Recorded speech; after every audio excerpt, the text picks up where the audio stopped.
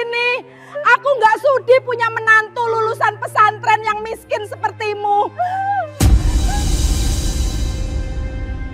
Assalamualaikum warahmatullahi wabarakatuh. Bayangkan seorang gadis desa lulusan pesantren yang hidup miskin dan sederhana. Ia menikah dengan seorang perwira TNI Angkatan Udara dari keluarga konglomerat. Hari pernikahan yang seharusnya indah justru berubah menjadi mimpi buruk.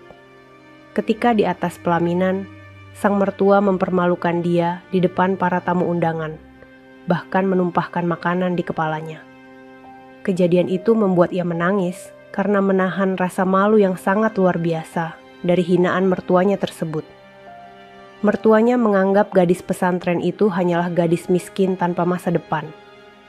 Namun anggapan mertuanya ternyata salah. 2 hari kemudian, identitas gadis pesantren itu terkuak. Ternyata, sahabat semuanya, sebelum kita mulai cerita ini, mari tuliskan di komentar dari mana saja sahabat menonton cerita ini.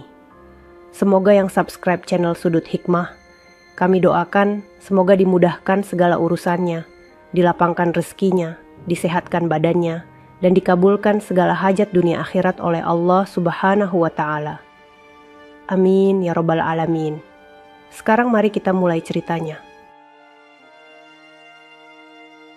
Di sebuah desa kecil yang jauh dari hiruk-pikuk kota, hiduplah seorang gadis bernama Umi.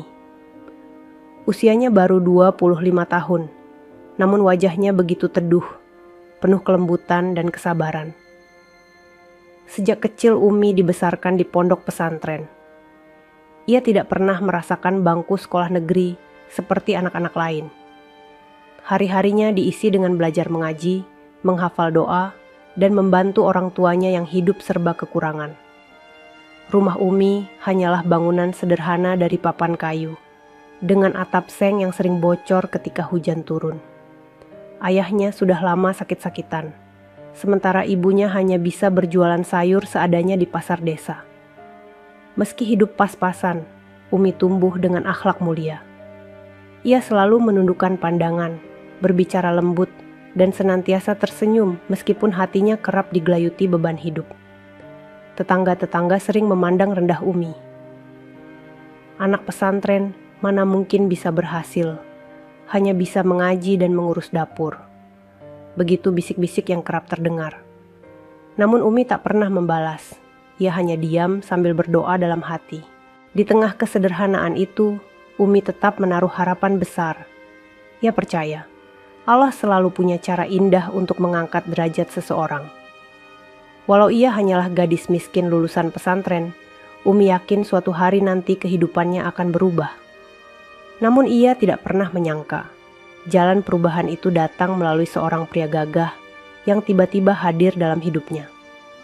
Suatu sore, saat Umi sedang membantu ibunya merapikan dagangan yang tak laku di pasar, langkah seorang pria berseragam biru TNI AU menghampirinya.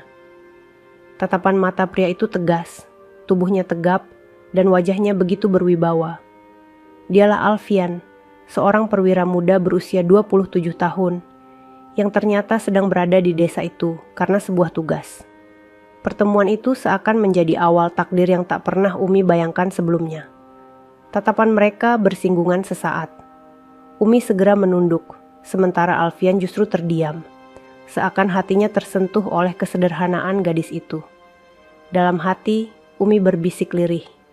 Siapa sebenarnya pria ini, dan kenapa aku merasa ada sesuatu yang berbeda saat matanya menatapku? Cerita baru pun mulai terukir dalam hidup Umi. Meski ia belum tahu betapa besar ujian yang menantinya kelak, pasar desa sore itu mulai lengang. Beberapa pedagang satu persatu menutup lapak mereka, meninggalkan sisa-sisa sayur dan aroma rempah yang masih menggantung di udara. Umi dengan sabar merapikan dagangan ibunya yang tidak habis terjual. Wajahnya yang teduh tampak lelah, namun ada ketulusan yang sulit dijelaskan ketika ia menata cabai, tomat, dan kangkung yang layu di dalam keranjang. Tiba-tiba langkah tegas terdengar mendekat. Seorang pria dengan seragam biru tua, khas TNI Angkatan Udara, berhenti di depan lapak mereka. Sepatu hitamnya berkilau, tubuhnya tegap, dan sorot matanya memancarkan wibawa. Ia tampak berbeda dari para pemuda desa kebanyakan. "Permisi, Bu," sapa pria itu dengan suara mantap, menunduk sedikit memberi hormat. Ibu Umi mendongak, kaget sekaligus gugup melihat sosok itu. "Iya, Nak. Ada yang bisa dibantu?" tanyanya. Suaranya sedikit bergetar. Pria itu tersenyum tipis. "Saya ingin membeli beberapa sayur untuk makan malam. Kalau boleh, saya juga sekalian bertanya. Di mana saya bisa menemukan warung makan sederhana di sekitar sini?" Umi yang dari tadi hanya diam, akhirnya mendongak. Pandangannya bertemu sejenak dengan mata pria itu. Ada rasa aneh yang menyelinap di dadanya. Wajahnya memerah, buru-buru ia menunduk kembali. "Iya, Nak, boleh. Ini kangkung, tomat, sama cabai masih segar. Ambil saja semuanya," ucap Ibu Umi gugup sambil memasukkan sayur ke dalam plastik. "Terima kasih, Bu." Sebelum pergi, pria itu sempat melirik Umi. Pandangannya seakan bertanya-tanya siapa gadis sederhana dengan jilbab lusuh yang sibuk menunduk itu. Namun ia memilih tak banyak bicara. Malam harinya, di rumah sederhana Umi, ibunya bercerita. "Tadi siapa sangka ada tentara muda membeli sayur dari kita. Kelihatannya orang kota, wajahnya terpelihara, bukan seperti orang sini. Apa mungkin ada latihan militer dekat desa ini?" Umi hanya terdiam. Hatinya masih berdebar tanpa sebab. Ia sendiri tak tahu kenapa sosok pria tadi begitu membekas di pikirannya. Hari berganti. Beberapa kali Alfian, demikian namanya, datang lagi ke pasar itu. Selalu membeli sesuatu yang sederhana. Sayur, telur, atau bahkan sekadar seikat daun singkong. Setiap kali itu pula Umi berusaha menahan diri, tetap menunduk, tetap menjaga sikap. Namun diam-diam ia tahu, setiap kedatangan pria itu membuat hatinya bergetar. Suatu sore, Alfian memberanikan diri berbicara lebih banyak. "Ade, namamu siapa?" tanyanya lembut. Umi tertegun, menoleh sebentar lalu menunduk lagi. "Umi, Kak. Umi," ulang Alfian perlahan, seolah mencoba mengingat nama itu baik-baik. "Nama yang indah. Kamu tinggal di desa ini?" Umi mengangguk pelan.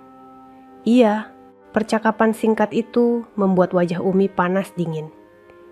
Ia tak terbiasa diperhatikan oleh seorang pria, apalagi sekelas perwira TNI yang jelas-jelas terlihat gagah dan terhormat. Hari-hari selanjutnya, Alfian kian sering berkunjung. Ia tak hanya membeli sayur, tetapi juga mulai mengobrol dengan Ibu Umi. Dari situlah ia tahu bahwa keluarga Umi hidup dalam kesederhanaan. Ayahnya sakit-sakitan, ibunya hanya berdagang kecil-kecilan, dan Umi sendiri hanya lulusan pesantren yang kesehariannya mengajar mengaji anak-anak desa. Namun, justru kesederhanaan itulah yang membuat hati Alfian terpikat. Ia melihat ketulusan, kesabaran, dan akhlak yang jarang ditemui pada wanita di kota. Suatu hari, ketika matahari sore mulai tenggelam, Alfian datang dengan wajah sedikit lebih serius. Ia menatap Umi dan ibunya, lalu berkata, "Bu, saya ingin bertanya dengan niat baik. Apakah saya boleh bersilaturahmi ke rumah untuk berbicara dengan keluarga? Ada sesuatu yang ingin saya sampaikan secara resmi." Ibu Umi hampir menjatuhkan sayur yang sedang ia susun. "Maksudmu, Nak?" Alfian tersenyum, sorot matanya mantap. "Saya ingin melamar Umi menjadi istri saya." Hening sejenak. Jantung Umi serasa berhenti berdegup. Ia menunduk, wajahnya memanas, air matanya menetes tanpa disadari. Bagaimana mungkin seorang perwira muda dari keluarga berada bisa tertarik kepada dirinya yang hanya gadis pesantren miskin? Kabar itu cepat menyebar ke seluruh desa. Banyak tetangga yang tak percaya. Apa mungkin gadis miskin seperti Umi bisa menikah dengan perwira TNI? Itu pasti cuma gurauan, begitu komentar yang beredar. Tapi Alfian tetap teguh dengan niatnya. Beberapa minggu kemudian, rombongan keluarga Alfian datang ke rumah Umi. Mobil-mobil mewah berjejer di depan gang sempit, membuat para tetangga berhamburan keluar untuk menonton. Dari dalam mobil, turunlah wanita anggun dengan pakaian mewah dan perhiasan berkilauan. Dialah Ibu Alfian. Wajahnya menunjukkan kelas, namun tatapan matanya penuh penilaian tajam. Saat pandangannya jatuh pada Umi, ia langsung mengerutkan kening. "Jadi, ini gadisnya?" katanya sinis. Ibu Umi menunduk sopan. "Iya, Bu. Ini anak saya. Hanya lulusan pesantren." Sang ibu menambahkan, kali ini dengan nada mencemooh. Umi merasakan dadanya sesak. Kata-kata itu menusuk hatinya, tapi ia berusaha tetap sabar. Ia tahu, jalan menuju kebahagiaan pasti tidak mudah. Meski begitu, Alfian tetap tegas di hadapan keluarganya. "Ini pilihanku. Aku mencintai Umi, bukan karena statusnya, tapi karena hatinya." Hari lamaran pun berlangsung sederhana, tanpa pesta besar. Namun di balik itu, Ibu Alfian mulai menyimpan amarah dan rasa tak terima. Ia merasa anaknya yang seorang perwira gagah telah dipermalukan karena memilih gadis miskin tak berpendidikan tinggi. Hari pernikahan ditentukan. Semua persiapan megah dilakukan oleh keluarga Alfian. Gedung besar, dekorasi mewah, undangan para pejabat, semuanya hadir. Umi hanya bisa berdoa agar hari itu berjalan lancar. Namun ia tidak tahu, badai penghinaan yang menyakitkan sedang menantinya di atas pelaminan. Sebelum akad nikah dimulai, Umi duduk di ruang rias. Tangannya gemetar memegang bunga melati yang menghiasi kepalanya.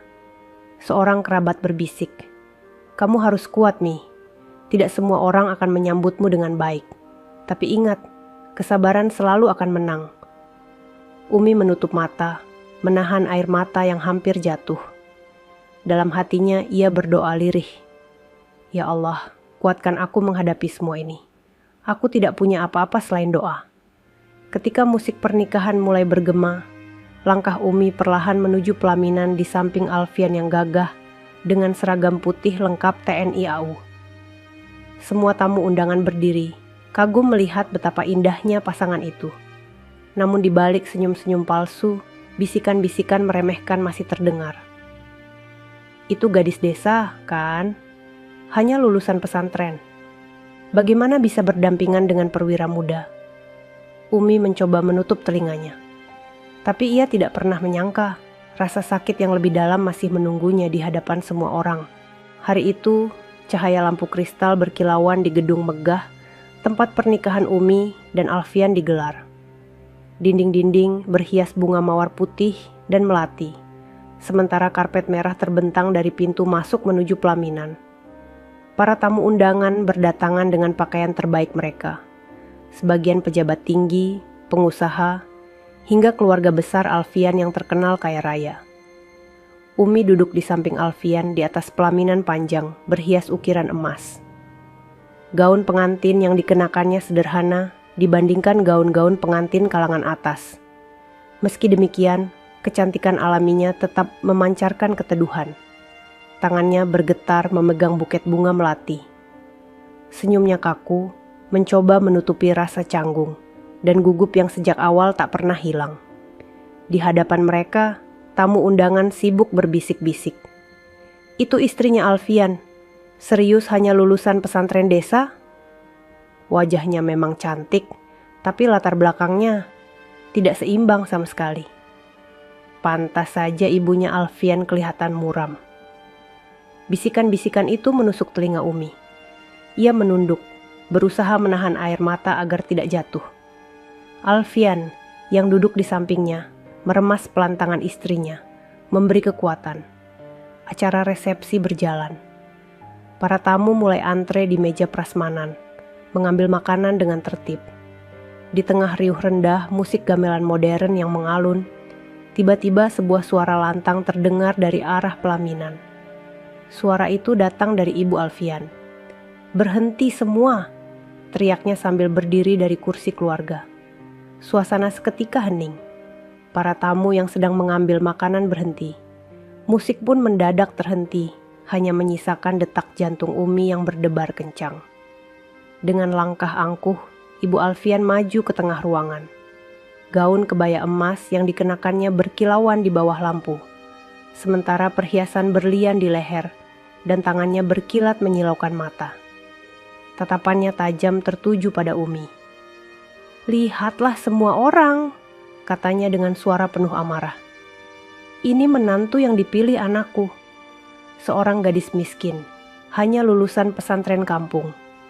Tidak pantas mendampingi Alfian yang sudah bekerja keras, dididik tinggi, dan berasal dari keluarga konglomerat." Bisikan tamu semakin riuh. Sebagian terkejut, sebagian lagi menutup mulutnya. Tidak percaya seorang ibu bisa berkata sekeras itu di tengah resepsi mewah.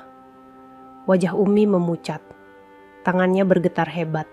Ia menunduk semakin dalam, berharap bumi bisa menelannya saat itu juga.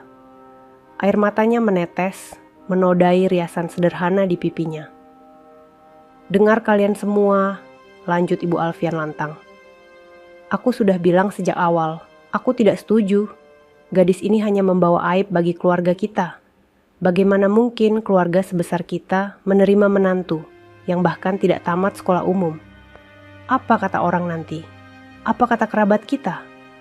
Alfian berdiri, wajahnya merah padam menahan amarah. "Ibu, cukup. Jangan permalukan istriku di depan semua orang." Namun Ibu Alfian menepis kata-kata itu. "Diam kamu, Alfian. Kau dibutakan oleh rasa kasihan dan wajah manis gadis ini. Kau lupa siapa dirimu. Kau lupa siapa keluargamu." Suasana semakin mencekam. Para tamu menahan napas, tak berani bicara. Hanya suara tangis lirih Umi yang terdengar, meski ia berusaha menutup mulutnya agar tidak terdengar jelas. Tiba-tiba, dalam amarahnya, Ibu Alfian melangkah ke meja prasmanan. Ia meraih sebuah wadah stainless besar berisi rendang dan nasi padang yang masih penuh. Dengan wajah menyala-nyala, ia mengangkat wadah itu tinggi-tinggi. "Kalau memang ingin jadi menantu keluarga ini, terimalah kehinaan ini," teriaknya. Tanpa ragu, ia menumpahkan wadah penuh makanan itu tepat di atas kepala Umi. Biur. Makanan panas bercampur kuah lengket mengalir di kepala Umi, menodai gaun pengantinnya, membasahi wajah dan tubuhnya. Suara tamu serentak teriak kaget. Beberapa menutup mulut dengan tangan, sebagian lagi berdiri dari kursi dengan wajah syok. Umi menjerit lirih, tubuhnya gemetar, tangisnya pecah. Gaun putih yang tadi indah, kini kotor penuh kuah coklat dan nasi yang menempel. Rambut yang tersusun rapi di balik jilbabnya terasa basah dan berat. Alfian bergegas melindungi istrinya, meraih bahu Umi yang terhuyung. "Umi, sabar, sayang. Aku bersamamu," katanya dengan suara serak menahan tangis dan marah. Namun Ibu Alfian tidak berhenti. "Begitulah tempatmu, tidak pantas duduk di pelaminan keluarga kami. Kau hanya gadis miskin. Tidak ada yang membanggakan dari dirimu." Beberapa tamu berusaha menenangkan situasi. Seorang paman Alfian mendekat. "Cukup, Kak. Jangan begini. Semua tamu melihat." Tapi Ibu Alfian malah menunjuk Umi. "Biar semua orang tahu, aku tidak mengakui pernikahan ini." Umi jatuh terduduk di kursi, wajahnya menunduk dalam-dalam. Air mata bercampur kuah rendang menetes di pipinya. Suasana gedung pernikahan menjadi kacau. Beberapa tamu memilih meninggalkan tempat, tak sanggup melihat penghinaan keji itu. Sebagian lain berbisik-bisik, menggelengkan kepala. Alfian berdiri di depan Umi, menghadang ibunya. "Ibu, kalau ibu terus melukai istriku, maka mulai hari ini, aku tidak lagi menjadi anakmu." Kalimat itu membuat semua orang terdiam. Ibu Alfian terbelalak, tak percaya anak yang ia banggakan berani menentangnya di depan umum. "Alfian, kau gila? Kau rela melawan ibumu demi gadis itu?" "Aku rela, Bu, karena dia istriku, kehormatanku. Kau tidak berhak mempermalukannya." Teriakan Alfian bergema, membuat beberapa tamu bertepuk tangan pelan, kagum pada ketegasannya. Tapi bagi Umi, luka sudah terlalu dalam. Ia hanya bisa menangis, tubuhnya lemah. Malam itu, pesta pernikahan yang seharusnya penuh kebahagiaan berubah menjadi bencana. Gedung megah saksi bisu seorang ibu yang tega mempermalukan menantu di depan ratusan pasang mata. Namun tak ada yang tahu, 2 hari setelah kejadian itu, sebuah kebenaran besar akan terbongkar. Kebenaran yang akan membuat semua orang, terutama Ibu Alfian, terkejut, syok, dan menyesali perbuatannya. 2 hari berlalu sejak pernikahan, yang seharusnya menjadi hari paling indah dalam hidup Umi berubah menjadi luka yang dalam. Kenangan tentang wadah makanan yang ditumpahkan di kepalanya masih membekas jelas. Setiap kali Umi menutup mata, ia masih bisa merasakan bau kuah rendang yang menempel di gaun pengantinnya, serta tatapan ratusan mata yang menyaksikan penghinaan itu. Di rumah besar keluarga Alfian, suasana dingin terasa mencekam. Umi lebih banyak berdiam diri di kamar pengantin, duduk di pojok ranjang sambil menatap kosong. Wajahnya pucat, matanya sembab karena air mata yang tak henti mengalir. Alfian selalu berusaha menemaninya, menghibur, menguatkan. Namun luka itu terlalu dalam untuk segera sembuh. "Umi, maafkan aku," kata Alfian pelan sambil menggenggam tangan istrinya. "Aku seharusnya bisa mencegah semua itu. Aku tak pernah menyangka ibu berbuat sejauh itu." Umi menggeleng, suaranya lirih, hampir tak terdengar. "Bukan salahmu, Alfian. Aku hanya tidak mengerti kenapa aku begitu dibenci. Padahal aku tidak pernah meminta apapun. Aku hanya ingin menjadi istrimu yang sederhana." Alfian menunduk, rasa bersalah menggerogoti dadanya. Ia tahu, menghadapkan Umi pada keluarganya berarti menyerahkan gadis itu pada ujian yang berat. Namun ia juga yakin, suatu hari nanti semua akan berubah. Ia hanya tidak tahu bagaimana caranya. Di sisi lain rumah, Ibu Alfian masih bergelimang dalam egonya. Sejak pesta pernikahan itu, ia bahkan tak pernah menengok kamar pengantin. Baginya, Umi hanyalah noda yang mencoreng kehormatan keluarga besar. Anak itu hanya membawa malu, gumamnya setiap kali berbicara dengan kerabat. "Aku tidak akan pernah mengakuinya." Namun takdir sudah menyiapkan kejutan besar. Hari itu, ketika Alfian sedang bertugas ke markas sebentar, seorang tamu tak diundang datang ke rumah. Seorang pria paruh baya dengan peci hitam, sorban putih di leher, dan wajah teduh yang membawa wibawa. Ia adalah Kiai Maksum, pimpinan besar sebuah pesantren modern terkenal di kota. Kehadirannya membuat para pembantu rumah berbisik-bisik takjub. "Ibu, ada Kiai Maksum ingin bertemu," lapor salah satu pembantu dengan nada gugup. Ibu Alfian yang sedang duduk di ruang tamu mendadak terkejut.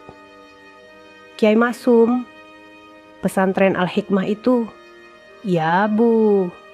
Dengan cepat ia merapikan kebayanya, berdiri menyambut tamu istimewa itu. "Assalamualaikum, Kiai." "Astagfirullah, kenapa Kiai jauh-jauh datang kemari? Bukankah biasanya kami yang sowan?" Kiai Maksum tersenyum ramah. "Waalaikumsalam, Bu. Saya datang bukan tanpa alasan. Ada sesuatu yang harus saya sampaikan." Mereka duduk. Ibu Alfian menatap penuh hormat, meski dalam hatinya bertanya-tanya. Kiai sebesar itu, yang pesantrennya memiliki ribuan santri dan dihormati pejabat negara. Untuk apa datang ke rumahnya secara mendadak? Kiai Maksum menarik napas dalam. "Saya datang untuk menemui putri dari sahabat karib saya yang dulu. Namanya..." Umi sekejap, wajah Ibu Alfian menegang. "Umi? Menantu saya itu?" "Betul," jawab Kiai Maksum tenang. "Apakah beliau ada di rumah?" Tanpa menunggu jawaban, suara pintu kamar terbuka. Umi keluar perlahan, wajahnya masih sembab. Namun ketika melihat sosok Kiai Maksum, ia terperanjat. Air matanya langsung jatuh, lalu ia bersujud di kaki pria itu. "Kiai, maafkan saya. Sudah lama saya tidak sowan." Kiai Maksum membungkuk, mengangkat Umi berdiri. "Anakku, bagaimana bisa kamu seperti ini? Aku tidak tahu bahwa pernikahanmu malah membuatmu menderita." Ibu Alfian terdiam, bingung. "Kiai, maaf, saya tidak mengerti. Apa maksud Kiai dengan memanggil Umi anakku?" Kiai Maksum menatap lurus. "Karena Umi memang seperti anakku sendiri. Ayahnya adalah sahabat karibku, almarhum Kiai Hashim. Beliau meninggalkan wasiat agar aku menjaga Umi. Dan tahukah Ibu, Umi bukan sekadar gadis lulusan pesantren desa. Ia adalah satu-satunya ahli waris dari pesantren Al-Hikmah. Pesantren terbesar yang kini memiliki cabang di seluruh negeri. Kata-kata itu meledak di ruang tamu bagai petir di siang bolong. Ibu Alfian terbelalak. Apa? Pesantren Al-Hikmah? Pesantren yang punya universitas Islam sendiri itu? Betul, jawab Kiai Maksum. Dan sejak ayahnya wafat, Umi yang berhak meneruskan kepemimpinan itu. Ia mungkin terlihat sederhana, tapi darah yang mengalir di tubuhnya adalah darah seorang pejuang dakwah. Banyak pejabat, pengusaha, bahkan jenderal yang hormat kepadanya karena nama besar ayahnya. Hanya saja Umi memilih hidup rendah hati. Tetap tinggal di desa, mengajar anak-anak kecil tanpa pernah memperkenalkan siapa dirinya. Umi terisak, menunduk. Kiai, saya tidak pernah ingin dianggap istimewa. Saya hanya ingin menjadi wanita biasa. Saya hanya ingin beribadah dan mengabdi kepada suami saya. Kiai Maksum menepuk pundaknya lembut. Dan itulah yang membuatmu istimewa, Umi. Ibu Alfian tidak bisa berkata-kata. Wajahnya pucat. Tangannya gemetar memegang lengan kursi. Semua yang ia katakan 2 hari lalu, semua penghinaan yang ia lemparkan di depan tamu, mendadak berbalik menjadi tamparan keras baginya. Ia tidak menyangka, menantu yang ia hina habis-habisan ternyata jauh lebih mulia dan terhormat daripada yang ia kira. Tak lama, Alfian pulang dari markas. Ia terkejut melihat Kiai Maksum duduk di ruang tamu. Kiai, astagfirullah, saya tidak tahu Anda datang. Ia mencium tangan Kiai itu penuh hormat. Kiai Maksum tersenyum. Alfian, jagalah istrimu baik-baik. Dia bukan hanya anugerah untukmu, tapi juga titipan besar yang akan mengangkat derajatmu. Jangan pernah biarkan ada lagi yang meremehkannya. Alfian mengangguk, lalu menoleh ke Umi dengan mata berkaca-kaca. Aku janji, Kiai. Sementara itu, Ibu Alfian masih terpaku. Ia merasa bumi berguncang di bawah kakinya. Semua kebanggaan, semua kesombongan yang ia junjung tinggi, kini runtuh dalam sekejap. Malam itu, setelah Kiai Maksum pamit, suasana rumah menjadi sunyi. Umi kembali masuk ke kamar bersama Alfian. Namun di ruang tamu, Ibu Alfian duduk sendirian, memegang keningnya yang berat. Kata-kata Kiai Maksum terus terngiang di telinganya. Umi adalah ahli waris pesantren terbesar di negeri ini. Perlahan, ia mulai menyadari betapa besar kesalahannya.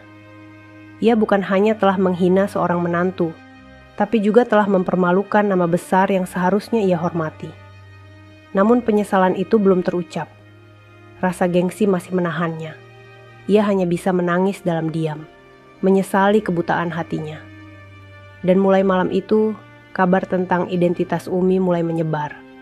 Dari mulut ke mulut, dari tetangga ke pejabat, dari santri ke masyarakat luas. Dalam hitungan hari, semua orang tahu siapa sebenarnya Umi, gadis pesantren miskin yang pernah dipermalukan di pelaminan.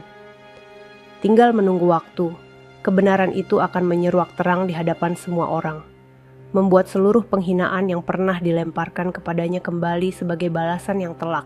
Keesokan harinya, sinar matahari pagi menembus kaca jendela rumah besar keluarga Alfian.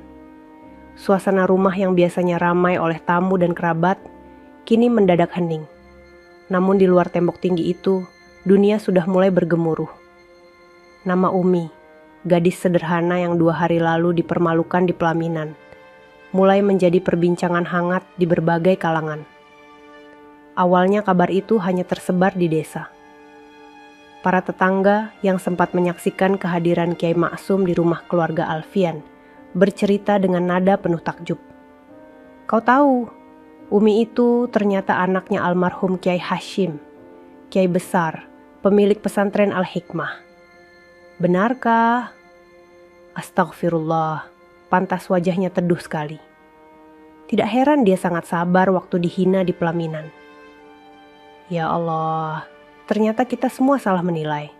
Selama ini kita kira Umi hanya gadis miskin biasa.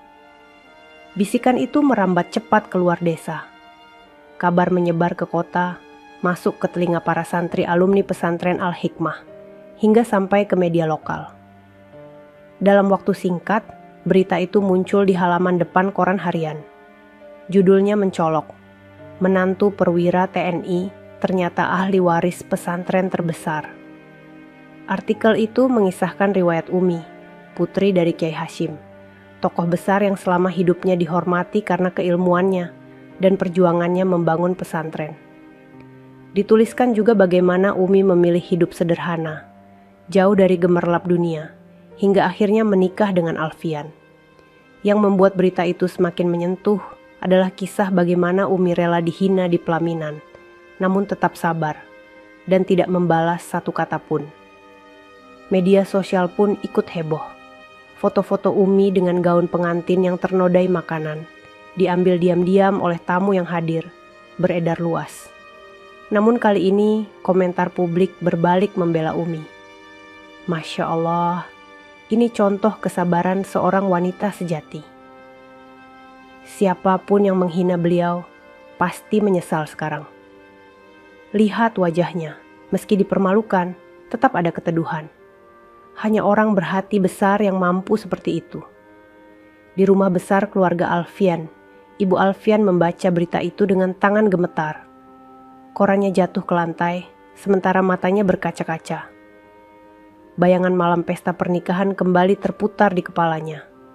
Ia melihat dirinya sendiri berteriak-teriak, melontarkan hinaan, dan menumpahkan wadah makanan ke kepala menantunya. Kini semua itu menjadi aib besar yang tersebar di mana-mana. Tidak, ini tidak mungkin. Gumamnya pelan, namun hatinya tahu bahwa semua sudah terlambat. Sementara itu, pintu rumah keluarga Alfian mulai dipenuhi tamu tak terduga. Para pejabat daerah, pengusaha, bahkan tokoh agama berdatangan ingin bertemu Umi. Mereka membawa bingkisan, bunga, dan salam hormat.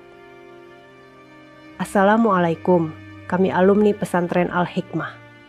Kami datang untuk memberikan dukungan kepada Bunyai Umi," kata seorang pria paruh baya dengan sorban putih, menunduk penuh hormat di hadapan Umi. Umi terperanjat, buru-buru menolak dengan halus. "Jangan panggil saya begitu.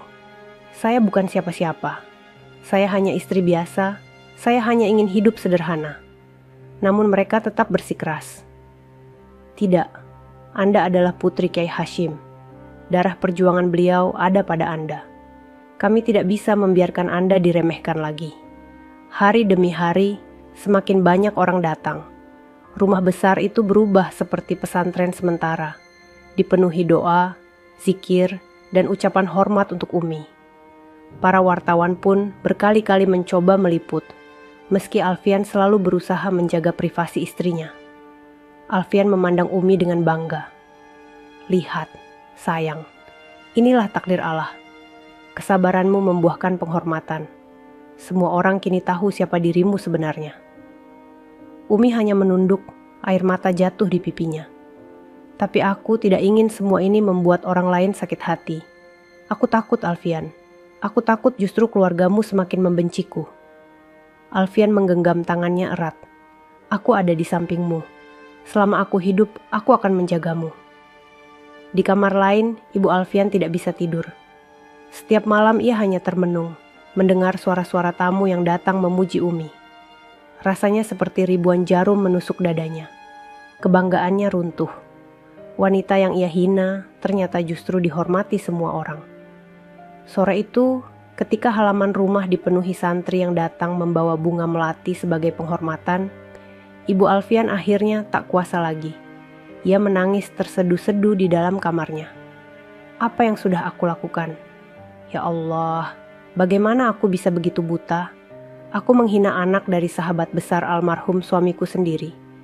Aku mempermalukan wanita yang mulia di hadapan semua orang, namun rasa gengsi masih menahan langkahnya. Ia belum sanggup mendatangi Umi dan meminta maaf. Malam harinya, sebuah peristiwa tak terduga terjadi. Sebuah mobil hitam berhenti di depan rumah. Dari dalamnya keluar seorang pejabat tinggi Kementerian Agama, didampingi ajudannya. Semua orang yang ada di halaman terperangah. Pria itu langsung mencari Umi, lalu menyalaminya dengan penuh hormat.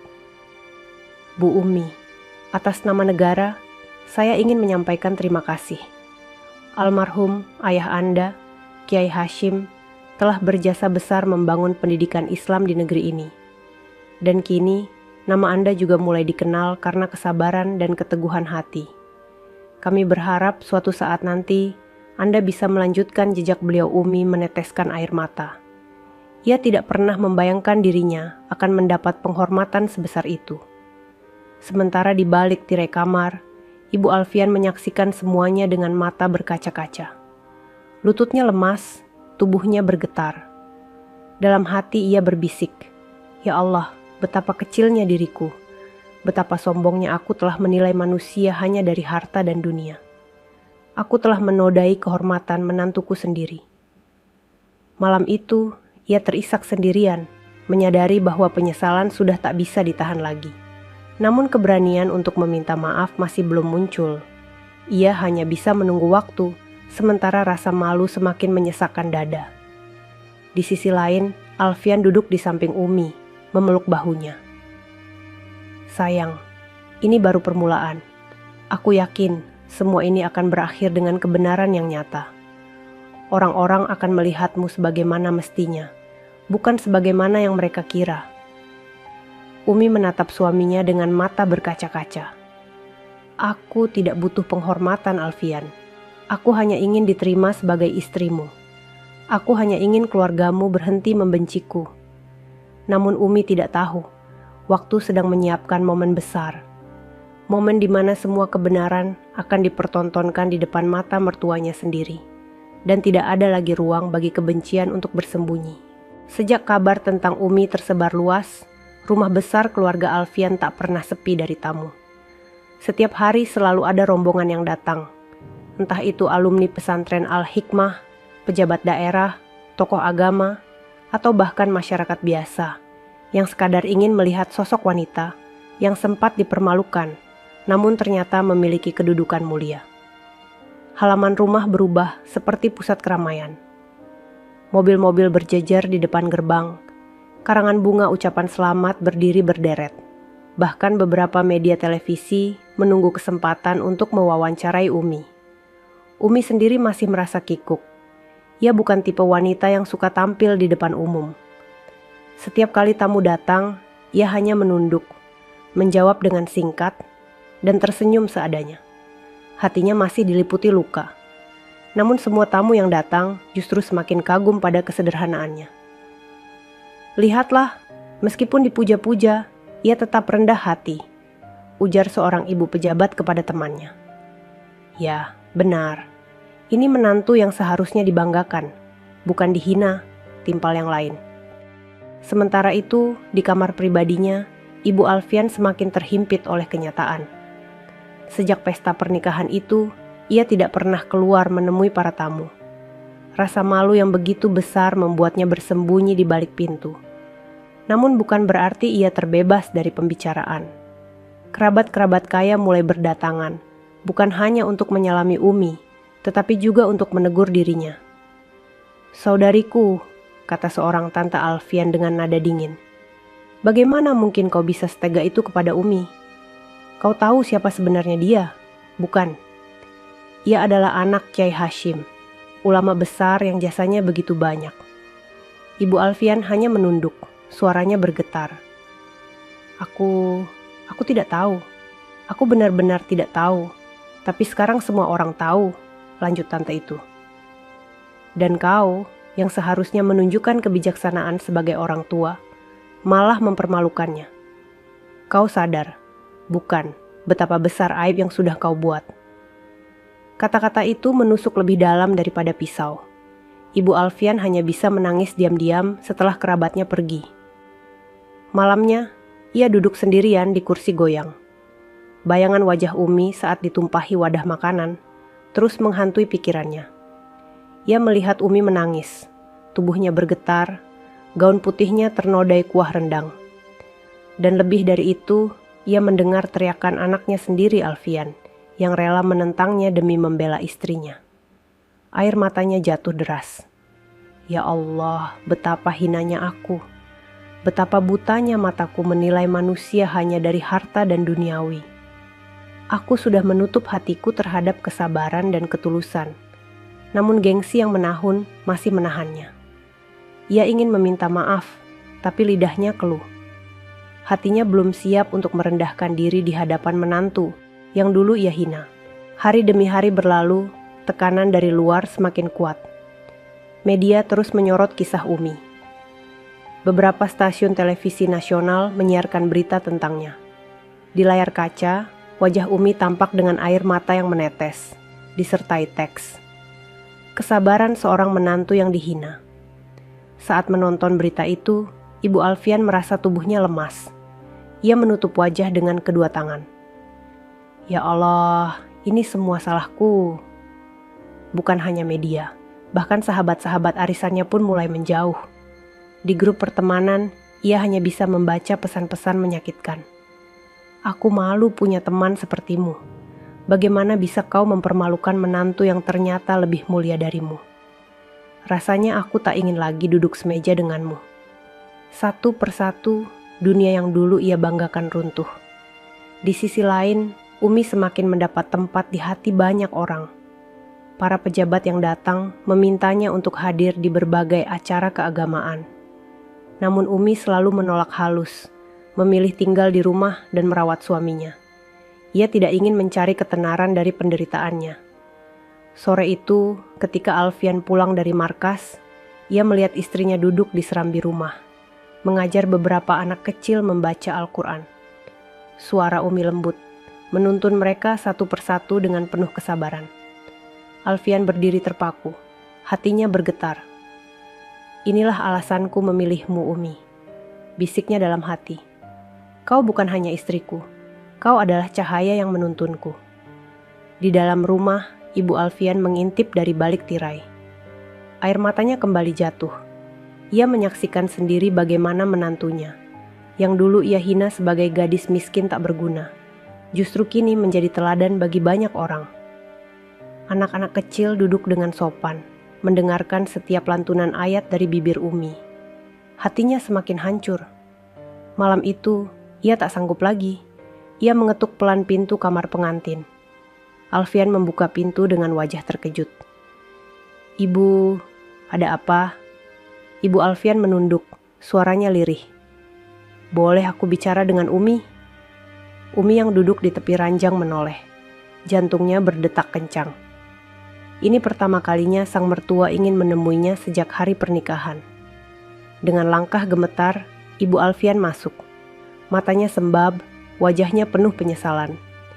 Ia mendekati Umi, lalu tiba-tiba berlutut di hadapannya. Umi, maafkan aku, katanya sambil menangis terseduh-seduh. Aku sudah berbuat sangat keji kepadamu. Aku sudah buta oleh kesombongan. Aku tidak tahu siapa dirimu sebenarnya. Aku hanya melihat kemiskinanmu. Aku tidak melihat hatimu.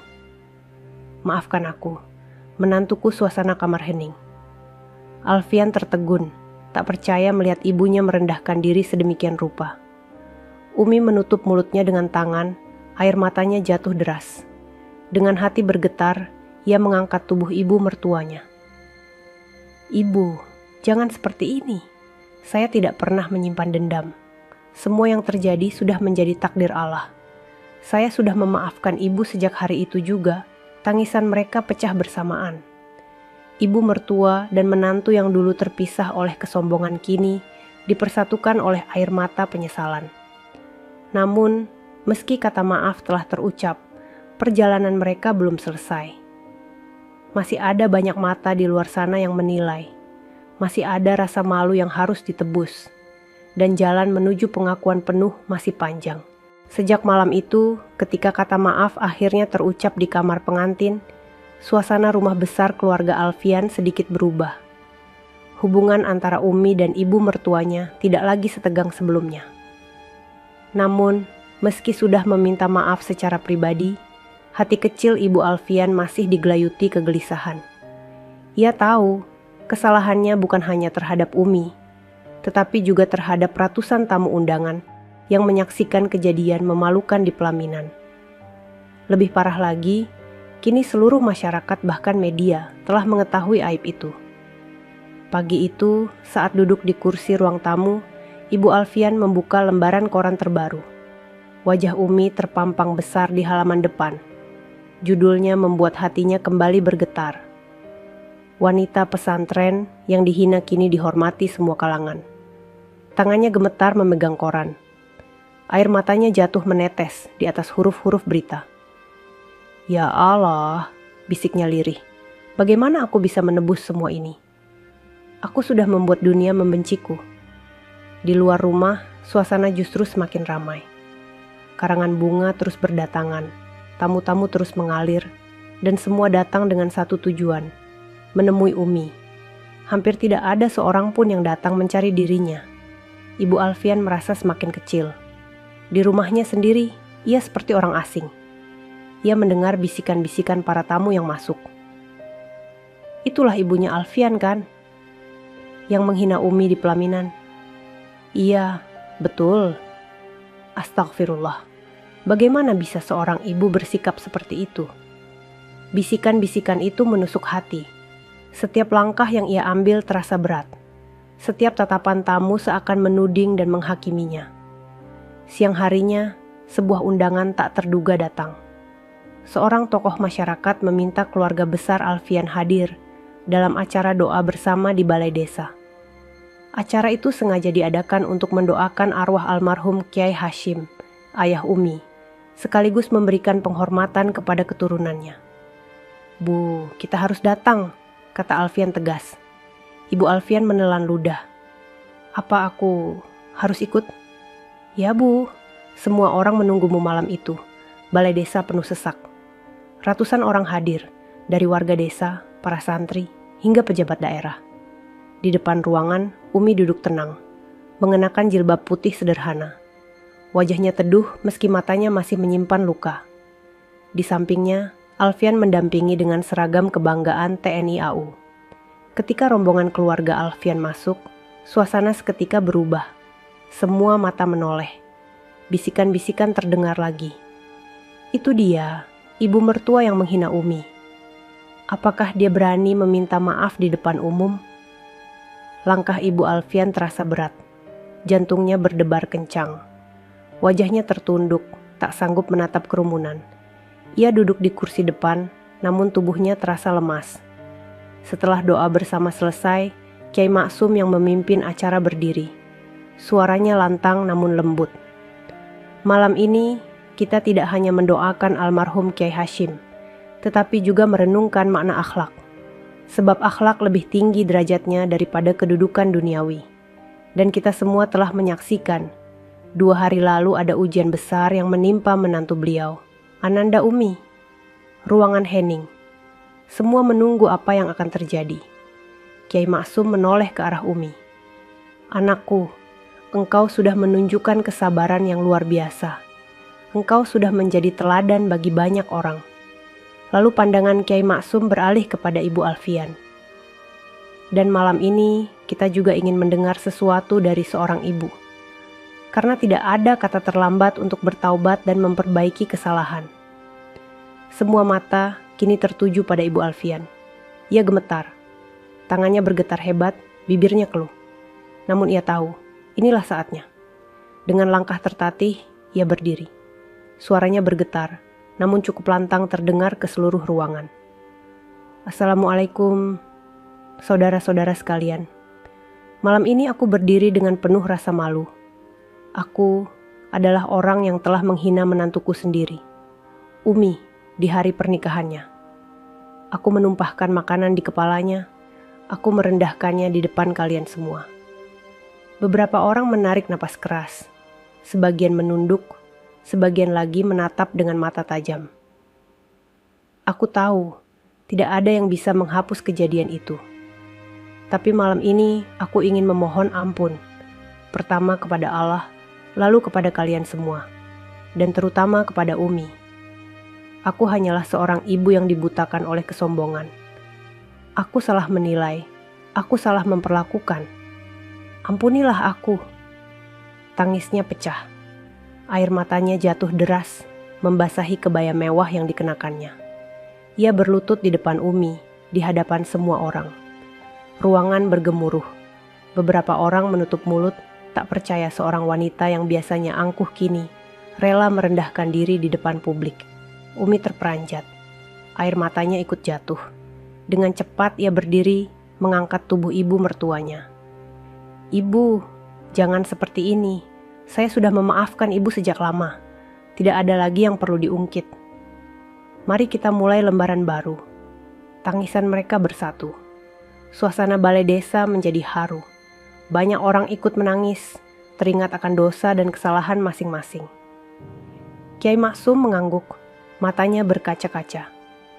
Inilah bukti kebesaran hati. Allah meninggikan derajat orang yang mau merendahkan dirinya demi kebenaran malam itu menjadi titik balik. Ibu Alfian yang sebelumnya dibenci dan dihujat, mulai mendapat simpati kembali karena keberaniannya meminta maaf di hadapan umum.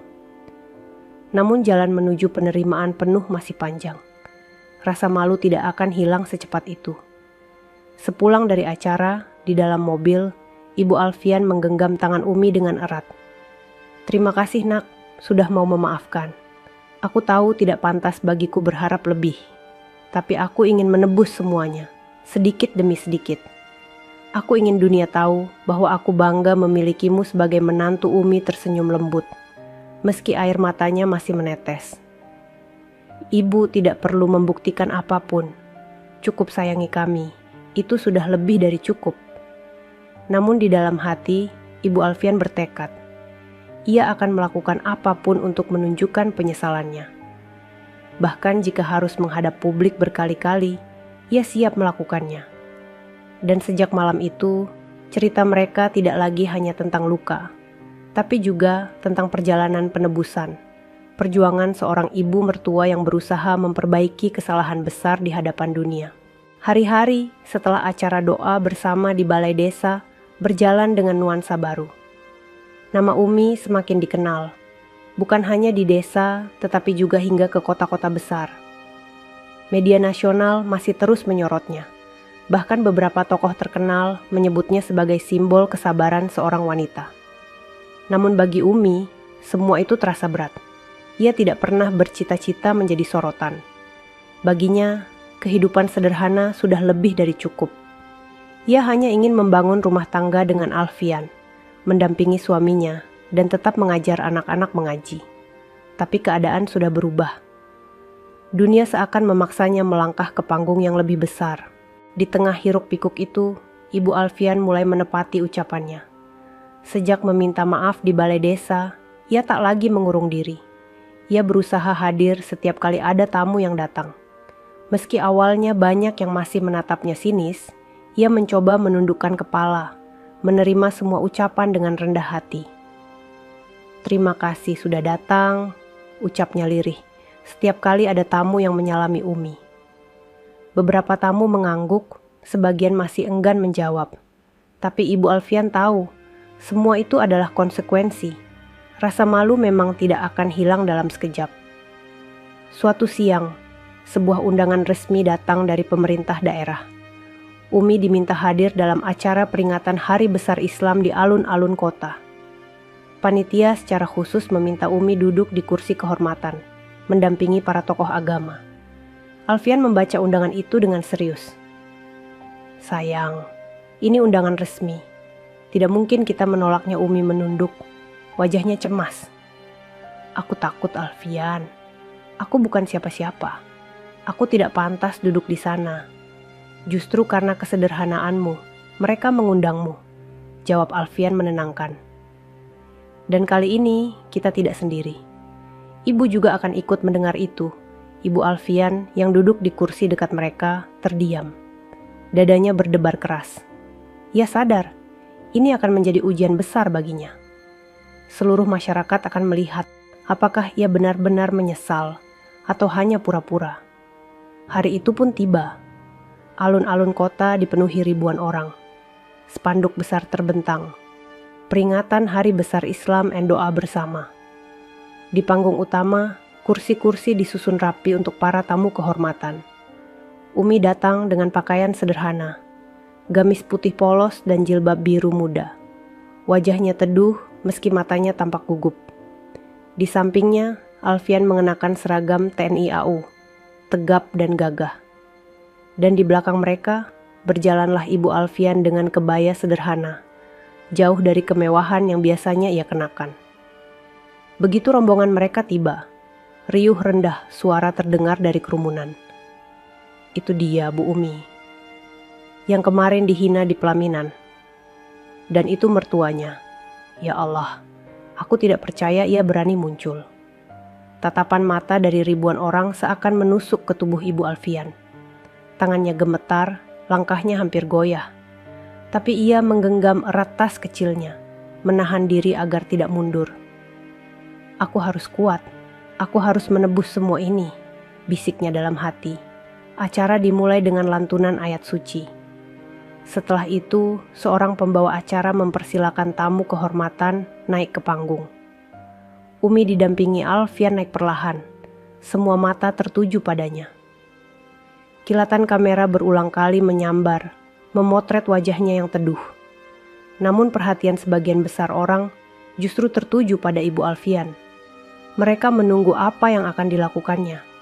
Apakah ia akan duduk angkuh seperti dulu, ataukah benar-benar berubah? Dan saat itulah sesuatu yang mengejutkan terjadi. Ketika Umi hendak duduk di kursi kehormatan, Ibu Alfian tiba-tiba maju. Ia menarik kursi, lalu menunduk, mengatur agar menantunya duduk dengan nyaman.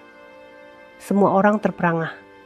Seorang ibu mertua yang dulu mempermalukan menantunya di pelaminan, kini berdiri di depan ribuan orang, menundukkan diri untuk melayani Umi.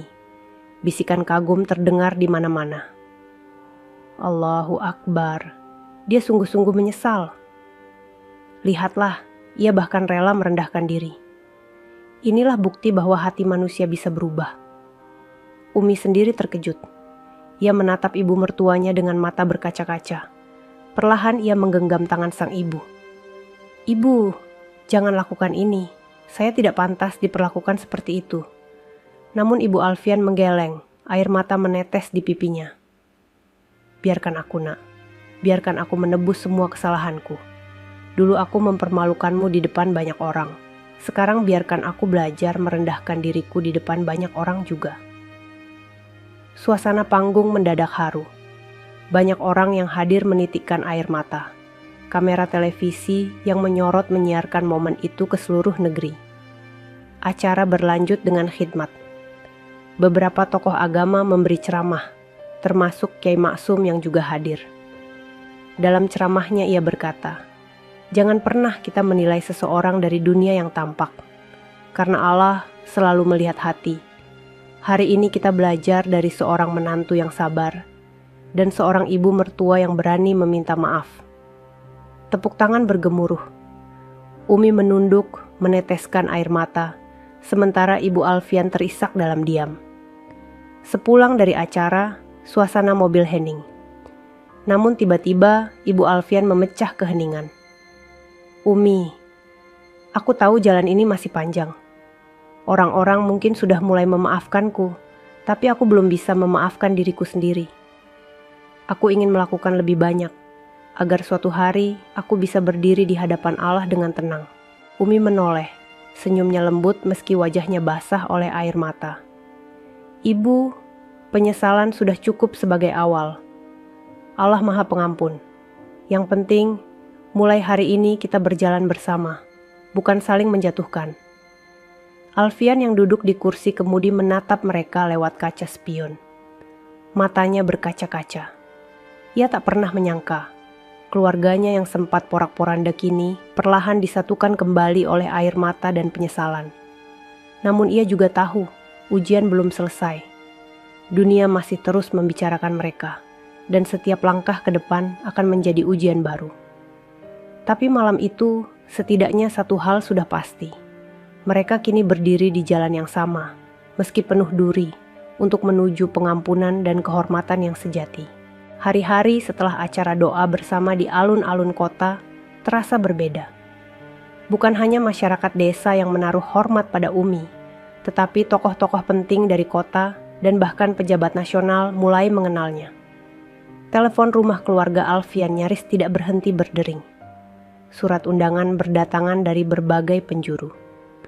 Bu Umi, kami mohon kesediaan Anda hadir dalam acara kajian akbar di kota.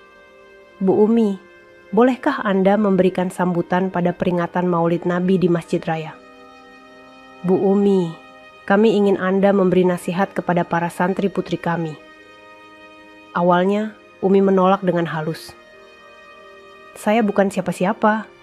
Begitu jawabnya setiap kali Alfian menyampaikan undangan. Namun semakin hari, desakan semakin besar. Kiai Maksum sendiri suatu siang datang ke rumah, duduk di hadapan Umi dengan wajah teduh. Anakku, ucap beliau lembut, kesabaranmu sudah menjadi teladan. Banyak orang yang ingin mendengar suaramu, bukan untuk mencari kelebihanmu, tetapi untuk menguatkan hati mereka. Jangan takut. Jika engkau ikhlas, Allah akan menjagamu. Umi menunduk, hatinya bergetar. Ia tidak pernah membayangkan harus berdiri di hadapan banyak orang. Namun pada akhirnya, ia mengangguk pelan. Baik, Kiai. Saya akan mencoba. Hari itu pun tiba. Aula besar di kota sudah dipenuhi ribuan orang. Spanduk terpampang di depan. Kajian akbar, kesabaran wanita. Teladan dari Umi binti Hashim. Ribuan kursi terisi penuh. Para santri duduk di lantai dengan kitab di tangan. Kamera televisi berjajar di sudut ruangan. Udara penuh rasa penasaran. Semua menunggu momen ketika wanita yang dulu dipermalukan di pelaminan kini berdiri di atas panggung sebagai pembicara. Di belakang panggung, Umi duduk dengan wajah pucat. Tangannya gemetar, keringat dingin mengalir di pelipisnya. Ia meremas jilbab biru mudanya, berusaha menenangkan diri. Ibu, aku takut, bisiknya pada Ibu Alfian yang duduk di sampingnya. Ibu Alfian meraih tangan menantunya erat-erat. Air matanya jatuh tanpa disadari. Nak, jangan takut, kau tidak sendirian. Aku ada di sini. Dulu aku adalah orang pertama yang menjatuhkanmu. Tapi hari ini, biarlah aku menjadi orang pertama yang mendukungmu. Umi menatap ibu mertuanya, hatinya hangat. Dalam sekejap, bayangan pahit di pelaminan seakan memudar. Kini yang ada hanyalah tekad untuk berdiri dengan ikhlas. Nama Umi dipanggil. Hadirin sekalian, marilah kita sambut dengan hormat. Umi binti Hashim. Suara riuh tepuk tangan bergema. Umi melangkah perlahan ke atas panggung, langkahnya gemetar. Dari balik tirai, Ibu Alfian memandang dengan mata berkaca-kaca. Di podium, Umi berdiri. Sesaat ia terdiam, menatap ribuan pasang mata yang menunggu. Jantungnya berdetak kencang, tapi kemudian ia menarik napas panjang. Assalamualaikum warahmatullahi wabarakatuh. Suaranya lembut, namun cukup jelas terdengar di seluruh ruangan. Hening. Semua terdiam, mendengarkan. Saya berdiri di sini bukan karena saya merasa lebih baik dari kalian. Saya berdiri di sini karena saya telah mengalami ujian yang mungkin tidak semua orang sanggup menjalaninya. Saya pernah dihina, saya pernah dipermalukan, saya pernah dibuat merasa tidak pantas. Tapi saya belajar satu hal, kesabaran adalah benteng yang akan menyelamatkan kita. Suara Umi bergetar, tapi setiap kata menusuk hati. Beberapa orang di barisan depan mulai meneteskan air mata. Ketika kehormatan saya diinjak di pelaminan, saya ingin marah. Saya ingin membela diri. Tapi saat itu hati saya berbisik, biarkan Allah yang membela. Dan benar, 2 hari kemudian, Allah tunjukkan kebenaran. Bukan karena saya hebat, tapi karena Allah Maha Adil. Tangisan pelan terdengar di berbagai sudut ruangan.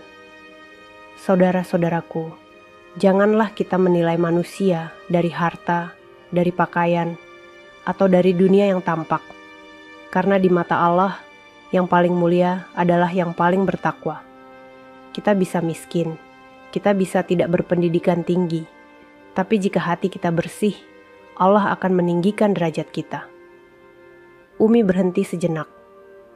Air matanya jatuh, tapi ia tetap melanjutkan. Dan kepada siapapun yang pernah menyakiti kita, maafkanlah. karena dendam hanya akan membakar hati kita sendiri. Saya memilih memaafkan, meski sakit itu masih ada. Dan ternyata, dengan memaafkan, hati saya menjadi tenang. Suasana ruangan pecah. Tangis banyak orang terdengar jelas. Para santri memeluk satu sama lain. Para ibu mengusap air mata dengan kerudung mereka. Bahkan para pejabat yang duduk di kursi depan menunduk, terisak.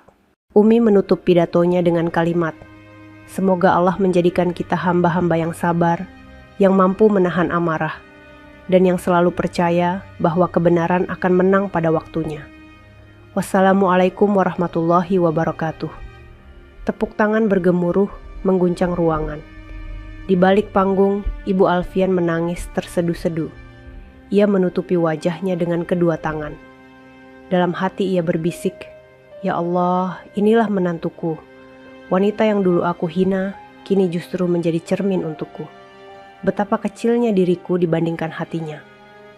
Setelah turun dari panggung, Umi langsung dipeluk oleh para santri. "Terima kasih Bu Umi. Kata-kata Anda menyentuh hati kami." Umi hanya tersenyum, air matanya masih jatuh. Tiba-tiba, Ibu Alfian maju dan memeluk Umi di hadapan semua orang.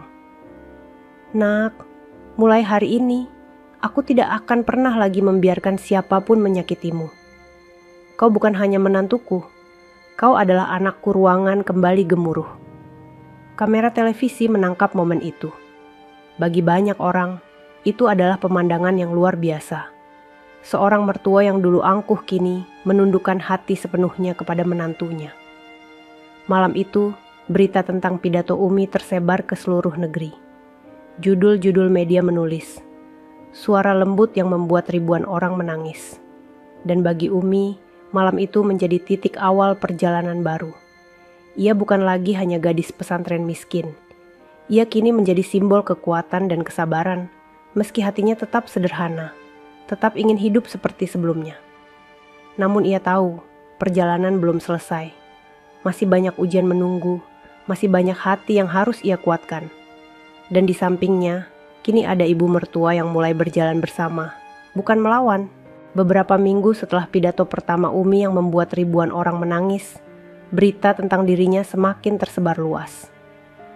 Media televisi nasional menyiarkan ulang rekaman itu, tayangan daring dibagikan jutaan kali, dan nama Umi menjadi bahan pembicaraan di mana-mana. Namun perhatian terbesar datang dari sebuah undangan resmi yang tiba di rumah keluarga Alfian. Surat itu berkop kementerian dan ditandatangani langsung oleh pejabat tinggi. Kepada Ibu Umi binti Hashim, dimohon kehadirannya sebagai narasumber dalam Forum Nasional Perempuan dan Kebangsaan di Jakarta. Alfian membaca surat itu dengan mata berbinar. "Sayang, ini undangan dari pemerintah pusat. Mereka ingin kau berbicara di Forum Nasional." Umi terperanjat, wajahnya pucat. "Aku, Alfian, aku ini hanya gadis pesantren. Apa yang bisa kubicarakan di forum sebesar itu?" "Kau salah," jawab Alfian lembut. "Yang mereka butuhkan bukan pidato ilmiah atau kata-kata indah. Yang mereka butuhkan adalah ketulusan. Dan itu ada padamu Ibu Alfian yang duduk tak jauh dari mereka ikut angkat bicara." Suaranya lirih, penuh penyesalan. "Nak, jangan ragu. Ini kesempatan untuk menunjukkan bahwa sabarmu adalah teladan bagi negeri. Aku tahu, dulu aku meragukanmu. Tapi sekarang biarlah aku yang akan mendampingi. Aku akan ikut ke Jakarta. Aku ingin dunia melihat bahwa aku bangga padamu." Hari keberangkatan pun tiba. Umi berangkat dengan Alfian dan ibu mertuanya. Bandara penuh sesak. Banyak orang mengenali mereka. Beberapa penumpang mendekat meminta foto bersama Umi. "Bu Umi, saya terinspirasi dengan kesabaran Anda. Doakan anak saya, Bu. Semoga jadi anak yang sabar seperti Anda." Umi hanya bisa tersenyum malu, menunduk dalam-dalam. Ia masih merasa asing dengan semua perhatian itu. Sesampainya di Jakarta, hotel tempat acara berlangsung sudah dipenuhi tokoh-tokoh nasional. Para menteri, anggota DPR, pengusaha, hingga tokoh agama hadir. Aula megah dengan lampu kristal bersinar terang, karpet merah terbentang. Di kursi depan, nama Umi terpampang jelas. Ibu Umi binti Hashim, narasumber. Saat panitia mengantar mereka ke kursi, banyak pasang mata menoleh. Beberapa pejabat berbisik kagum, sebagian lagi tampak penasaran. Namun ada juga yang meremehkan, berbisik lirih. Hanya lulusan pesantren. Apa bisa bicara di forum sebesar ini? Umi mendengar, tapi ia memilih diam. Ia menunduk, merapal doa dalam hati. Ya Allah, jangan biarkan aku sombong. Jadikan aku hanya penyampai kebenaran-Mu. Ketika acara dimulai, para narasumber bergantian berbicara. Ada menteri yang berbicara tentang pembangunan, ada pengusaha yang bicara soal peran ekonomi. Lalu tiba giliran Umi. Selanjutnya, kami persilakan Ibu Umi binti Hashim untuk memberikan pandangan. Ruangan hening, semua mata tertuju padanya. Umi berdiri perlahan, langkahnya gemetar. Ia mengenakan gamis biru lembut dengan jilbab putih polos. Tidak ada riasan berlebihan, hanya kesederhanaan yang membuatnya tampak berbeda dari para pembicara lain yang penuh wibawa duniawi. Sesaat Umi berdiri di podium, ia terdiam. Jantungnya berdegup kencang. Ia melirik ke barisan kursi. Alfian menatapnya penuh keyakinan, sementara Ibu Alfian menggenggam tangan, berdoa dengan air mata yang sudah berlinang. Assalamualaikum warahmatullahi wabarakatuh. Suara Umi lembut, tapi cukup untuk membuat semua orang terdiam. Saya tidak memiliki ilmu setinggi para menteri atau pengalaman sebesar para pengusaha. Saya hanya seorang wanita biasa, anak dari seorang kiai pesantren, dan kini istri dari seorang prajurit. Tapi saya percaya, di hadapan Allah, yang membuat kita mulia bukanlah harta atau jabatan, melainkan kesabaran dan ketulusan hati. Umi berhenti sejenak, menarik napas. Suasana ruangan begitu hening hingga detak jarum jam terdengar jelas. 2 minggu lalu, di hari yang seharusnya menjadi hari bahagia saya dipermalukan, dihina di depan tamu undangan, ditumpahi makanan di kepala saya. Saat itu, saya ingin menangis keras-keras. Saya ingin membela diri. Tapi saya memilih diam, karena saya percaya Allah Maha Melihat. Dan ternyata, dalam diam itu, Allah yang membela saya. Banyak orang mulai meneteskan air mata. Kamera televisi fokus menyorot wajahnya yang teduh.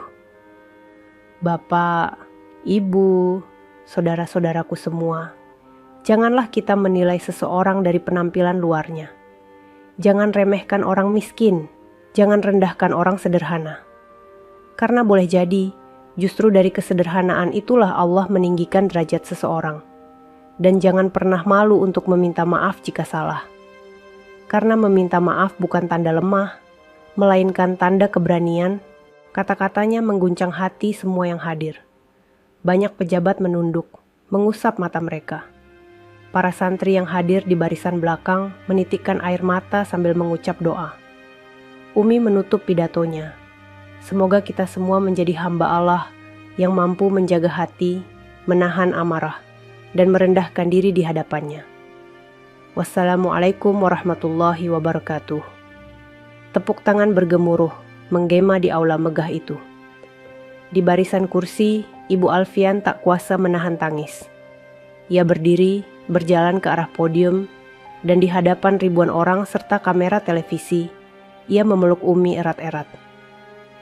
Ini menantuku, wanita yang dulu aku hina, tapi kini aku bangga berdiri di sampingnya. Ucapnya dengan suara serak. Sorak-sorai dan tepuk tangan kembali pecah. Beberapa orang berteriak, Allahu Akbar. Momen itu menjadi berita nasional. Keesokan harinya, koran-koran menulis, menantu yang dihina kini menginspirasi bangsa. Foto Umi berpidato dengan air mata, dipeluk mertuanya, terpampang di halaman depan. Namun bagi Umi, semua itu bukan kemenangan. Itu hanyalah ujian baru. Ia sadar, semakin tinggi Allah mengangkatnya, semakin besar pula tanggung jawab yang harus ia pikul.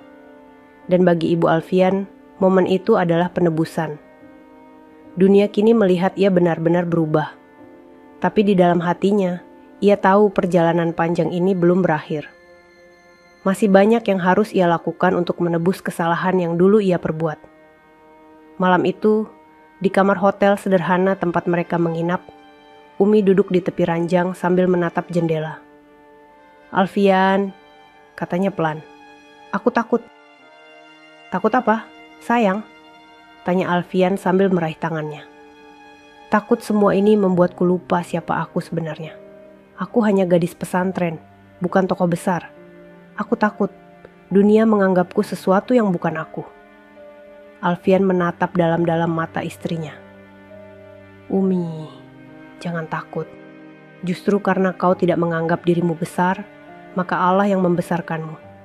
Tetaplah sederhana, dan aku akan selalu ada di sampingmu." Di sudut ruangan, Ibu Alfian menatap mereka dengan air mata. Dalam hati ia berdoa, "Ya Allah, terima kasih Engkau kirimkan Umi untuk membuka mataku. Jangan biarkan aku kembali buta oleh kesombongan. Jadikan aku ibu yang mampu mendukung, bukan menjatuhkan." Beberapa minggu setelah forum nasional, kehidupan Umi dan Alfian berubah drastis. Televisi, koran, dan media sosial terus membicarakan Umi. Foto dirinya saat berpidato dengan air mata yang menetes, dipeluk mertuanya, menjadi simbol keikhlasan dan rekonsiliasi keluarga. Namun, semakin tinggi pohon tumbuh, semakin kencang pula angin yang berusaha merobohkannya. Ketenaran Umi membuat sebagian orang tidak senang. Ada yang merasa iri, ada pula yang merasa terganggu karena sorotan publik beralih kepadanya. Awalnya, komentar-komentar miring mulai bermunculan di media sosial. Umi cuma cari simpati. Mana ada orang sesabar itu, pasti ada settingan. Kalau benar dia ahli waris pesantren, kenapa dulu hidup miskin? Jangan-jangan cuma cerita karangan Umi membaca sebagian komentar itu. Hatinya perih, tapi ia memilih diam. Ia tahu, setiap kebaikan pasti diuji dengan keburukan. Namun serangan itu tidak berhenti di dunia maya. Suatu sore, seorang tamu tak dikenal datang ke rumah keluarga Alfian. Ia memperkenalkan diri sebagai wartawan dari media tertentu. Namun pertanyaannya menusuk. "Bu Umi, ada yang bilang Anda sengaja pura-pura miskin supaya mendapat simpati. Apa benar? Benarkah pernikahan Anda hanya strategi untuk menaikkan nama pesantren?" Alfian marah mendengar pertanyaan itu. "Hei, jaga ucapanmu. Kami tidak pernah bermain dengan kehormatan keluarga." Namun Umi menahan tangan suaminya. Dengan suara lembut ia menjawab, "Tidak ada yang perlu saya buktikan. Biarlah orang berkata apa saja, karena Allah yang tahu isi hati saya." Wartawan itu pergi, tapi esoknya muncul artikel bernada miring. Judulnya, "Di balik kisah Umi, benarkah ada rekayasa?" Artikel itu membuat banyak orang geram. Sebagian membela, tapi sebagian lagi mulai ragu. Telepon rumah kembali berdering, bukan hanya dari orang yang mendukung, tetapi juga dari orang yang menuntut klarifikasi. Di tengah tekanan itu, Ibu Alfian justru tampil berbeda. Wanita yang dulu dikenal angkuh kini berdiri membela menantunya dengan penuh keberanian. Suatu malam, ia memanggil Umi dan Alfian ke ruang tamu. Wajahnya serius, namun penuh tekad. "Nak, izinkan aku yang menghadapi mereka. Biarkan aku yang menjawab fitnah itu. Aku sudah cukup membuatmu menderita. Jangan lagi aku diam saat mereka menyakitimu." Umi menatap ibu mertuanya dengan mata berkaca-kaca. "Ibu, tidak perlu. Biarlah mereka bicara. Allah akan membela kita." Namun Ibu Alfian menggeleng. "Tidak, Umi. Dulu aku diam saat hatimu hancur di pelaminan. Aku tidak boleh diam lagi. Biarkan dunia tahu bahwa aku, ibu yang dulu menghina, kini yang paling membelamu." Kesempatan itu datang lebih cepat dari yang diduga. Sebuah stasiun televisi nasional mengundang Umi untuk hadir dalam acara talk show. Tema acaranya, "Teladan Kesabaran atau Rekayasa." Judul yang provokatif itu jelas ingin memancing kontroversi. Awalnya Umi enggan hadir. "Aku tidak ingin diperdebatkan," katanya pada Alfian. Namun Ibu Alfian menatapnya penuh keyakinan. "Umi, percayalah, aku akan ikut bersamamu. Biarkan aku yang berbicara malam itu." Studio televisi penuh penonton. Lampu sorot menyinari panggung. Umi duduk di kursi tengah, mengenakan gamis putih dan jilbab hijau muda. Wajahnya tenang meski jantungnya berdebar. Di sampingnya, Alfian duduk gagah dengan seragam TNI AU. Dan di kursi sebelah, duduklah Ibu Alfian mengenakan kebaya sederhana. Acara dimulai. Sang pembawa acara membuka dengan nada sensasional. "Hadirin sekalian, malam ini kita akan membicarakan kisah yang sempat menghebohkan negeri. Namun di balik itu semua, muncul pertanyaan, apakah ini benar-benar teladan kesabaran atau sekadar cerita yang dibesar-besarkan?" Beberapa narasumber lain mulai memberi komentar miring. Seorang pengamat berkata, "Saya tidak percaya ada orang semurni itu. Bisa jadi ini semua skenario." Umi menunduk, menahan air mata. Tapi sebelum ia sempat bicara, Ibu Alfian berdiri. "Cukup!" Suaranya lantang menggema di studio. Semua mata tertuju padanya. "Saya adalah ibu dari Alfian, mertua Umi. Saya sendiri yang mempermalukan menantu saya di pelaminan. Saya sendiri yang menumpahkan makanan di kepalanya.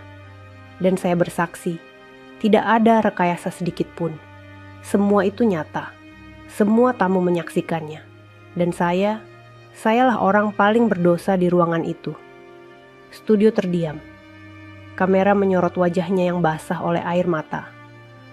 Jika hari ini Umi dihormati, itu bukan karena dia mencari simpati.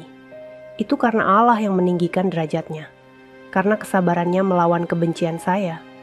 Karena ia memilih diam saat saya menjatuhkannya. Jika ada yang harus dipersalahkan, itu saya. Jika ada yang harus dihina, itu saya. Tapi jangan pernah kalian meragukan ketulusan Umi. Tangisnya pecah. Penonton di studio ikut menangis. Pembawa acara tertegun, tidak menyangka wanita itu akan berbicara sejujur itu. Umi meneteskan air mata, lalu berdiri dan memeluk ibu mertuanya erat-erat. "Ibu, jangan salahkan diri sendiri terus. Allah sudah membalikkan semuanya."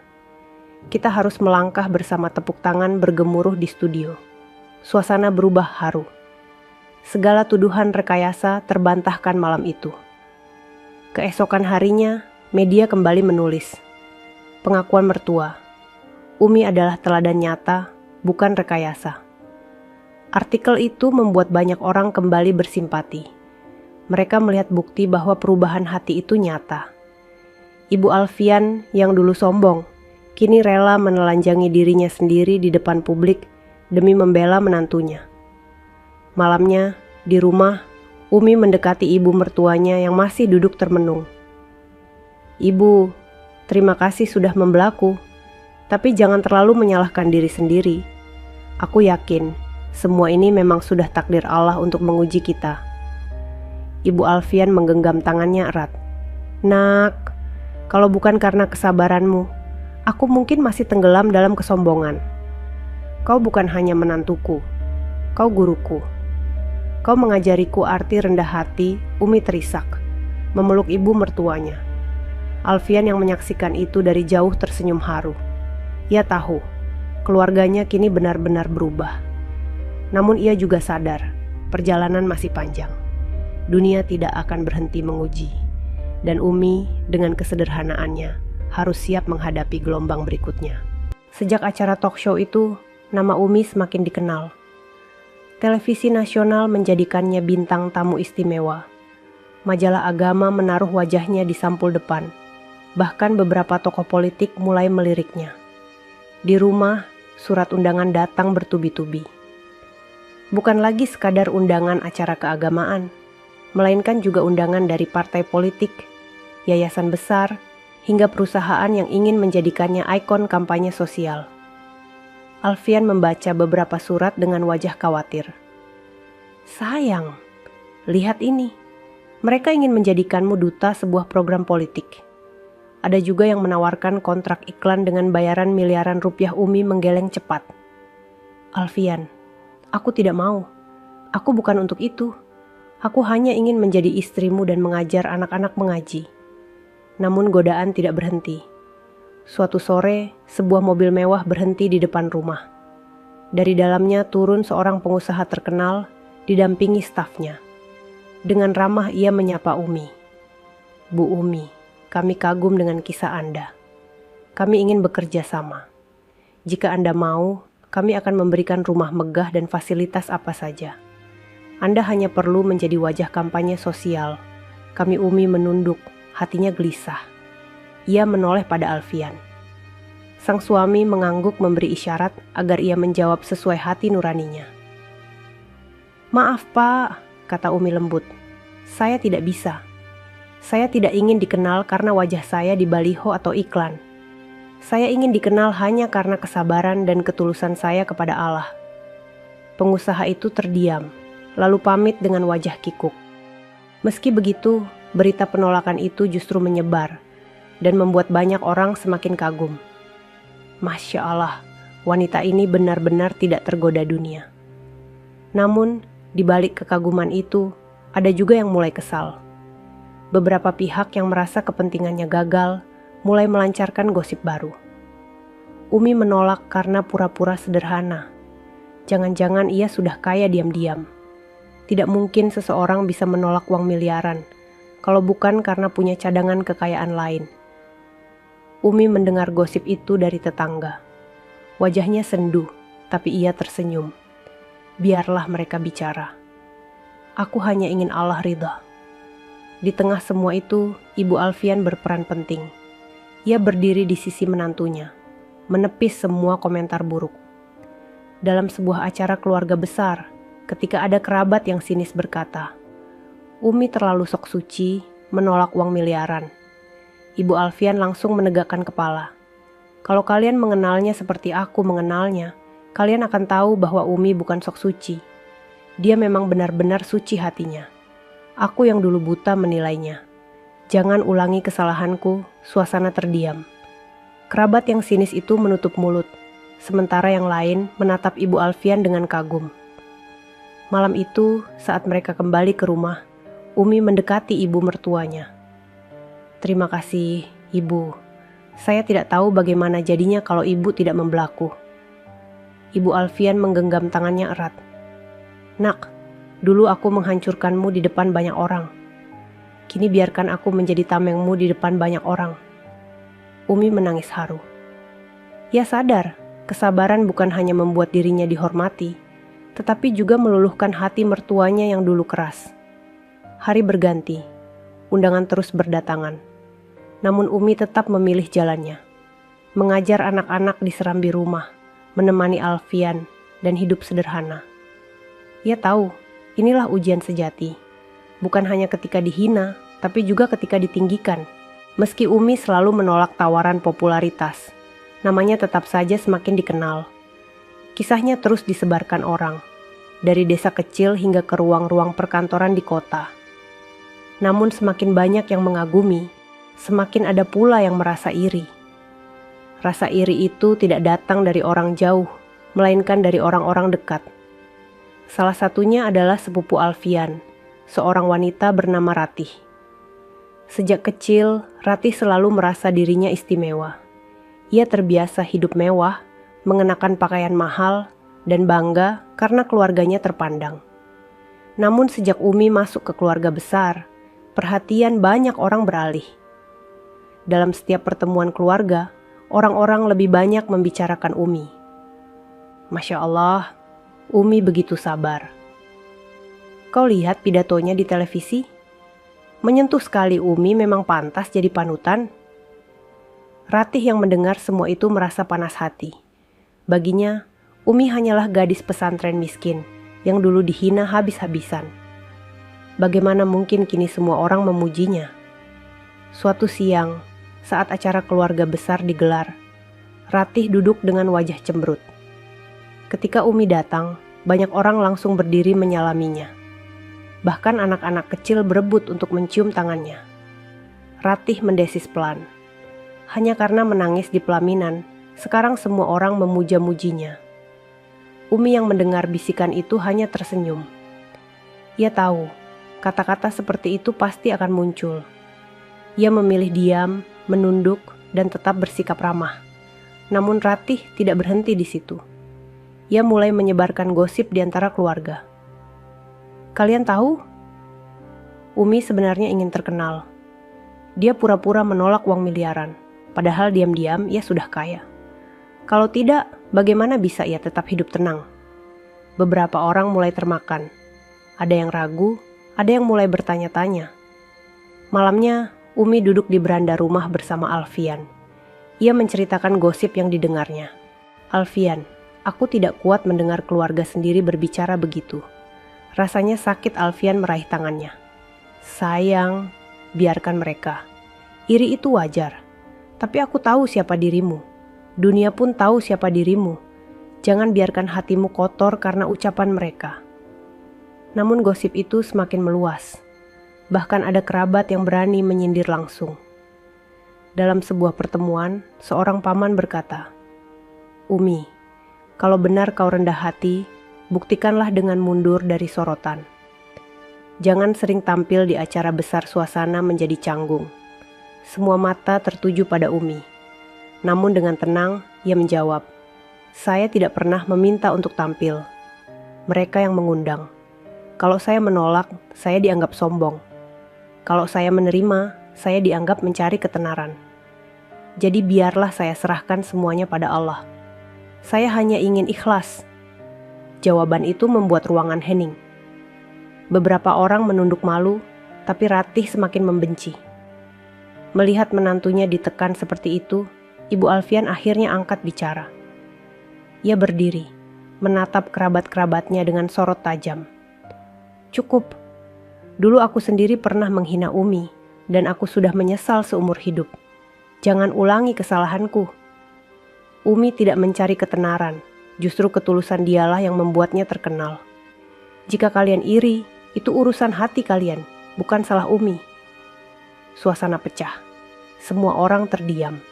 Ratih menggigit bibirnya, wajahnya merah padam. Ia tidak menyangka bibinya sendiri, yang dulu menjadi sumber penghinaan Umi, kini justru pembela paling keras. Setelah pertemuan itu bubar, Ratih mendekam di kamarnya dengan amarah. Namun di sisi lain, Umi kembali ke rumah dengan hati campur aduk. Ia sedih, tapi juga lega karena ibu mertuanya berdiri di sisinya. Ibu benar-benar berubah, bisik Umi pada dirinya sendiri sambil meneteskan air mata syukur.